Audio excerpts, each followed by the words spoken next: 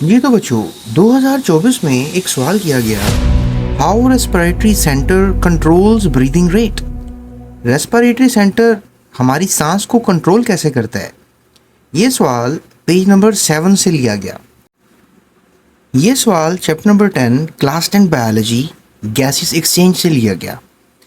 इस चैप्टर से अमूमन 3 सवाल 3 शॉर्ट क्वेश्चंस बोर्ड में पूछे जाते हैं।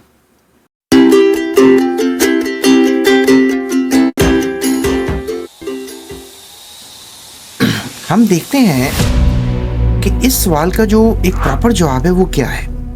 आखिर हमारा रेस्पिरेटरी सेंटर वो क्या होता है और ये हमारे सांस को कैसे कंट्रोल करता है।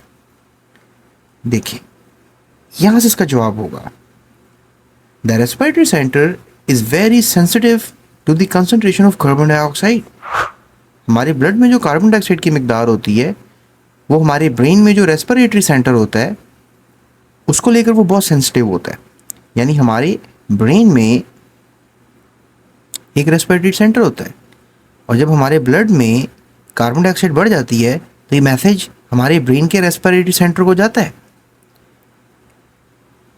when we do exercise or some hard job, our muscle cells carry out cellular respiration। जब हम एक्सरसाइज करते हैं या कोई हार्ड जॉब करते हैं तो हमारे सेल्स रेस्पिरेशन करके बहुत सी कार्बन डाइऑक्साइड रिलीज करते हैं at a greater rate. It results in the production of more carbon dioxide which is released in the blood, and this greater than the normal concentration of carbon dioxide stimulates the respiratory center of the brain।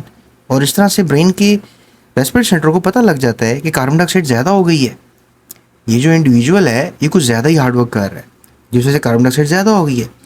अब जब respiratory centre को ये बात पता लग जाती है तो क्या होता है, the respiratory centre send messages to the rib muscles, और आपके रिब मसल्स को मैसेज भेजता है respiratory centre and the diaphragm, और आपके डायफ्राम को to increase the rate of breathing so that excess carbon dioxide present in the blood can be removed by the body। इसका जवाब यहाँ तक क्लोज करेंगे प्यारे बच्चों। So that is a very important question.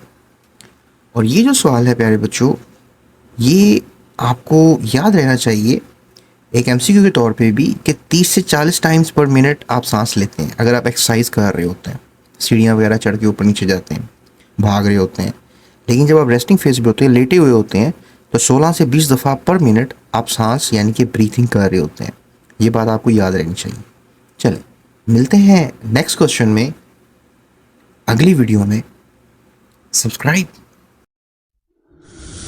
Thank you for watching. GS Academy.